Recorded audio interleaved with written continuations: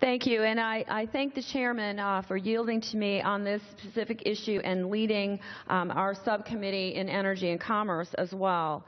Mr. Speaker, I rise today to urge my colleagues to support H.R. 4444, the EPS Improvement Act of 2016.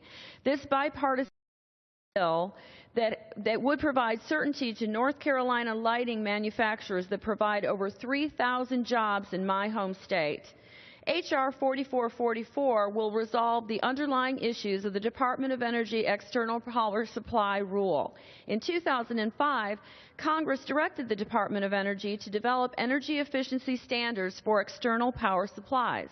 The DOE initially stated that products intended to be covered by these standards, quote, convert household electric current into DC or lower voltage AC to operate consumer products such as a laptop computer or smartphone, end quote. Years after the passage of the Energy Policy Act of 2005, new technologies such as OLED and LED drivers were introduced into the marketplace. While the development of these drivers increased energy efficiency, it has also caused uncertainty in the manufacturing sector. This is because DOE roped in drivers as products to also be covered under the EPS rule. DOE is now attempting to regulate a product that was not in the marketplace at the time Congress initially directed the Department to set external power supply standards.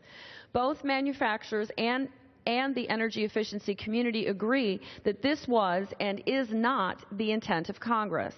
DOE has continued with this misguided rule despite the distinct differences in the design and use of LED drivers, that design and use of EPS. One example demonstrating the difference is that EPS uses single-stage power conversion while LED drivers use a two-stage power conversion. Thankfully, H.R. 4444 is a pro-manufacturing, pro-consumer piece of legislation that resolves this problem. It will exclude certain technologies from being included in other broad rulemaking.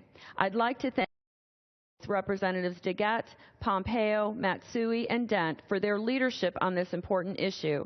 Additionally, I would like to thank Chairman Whitfield again and the Energy and Power Subcommittee staff for their time and efforts advancing this legislation. With that, Mr. Speaker, I yield back my time.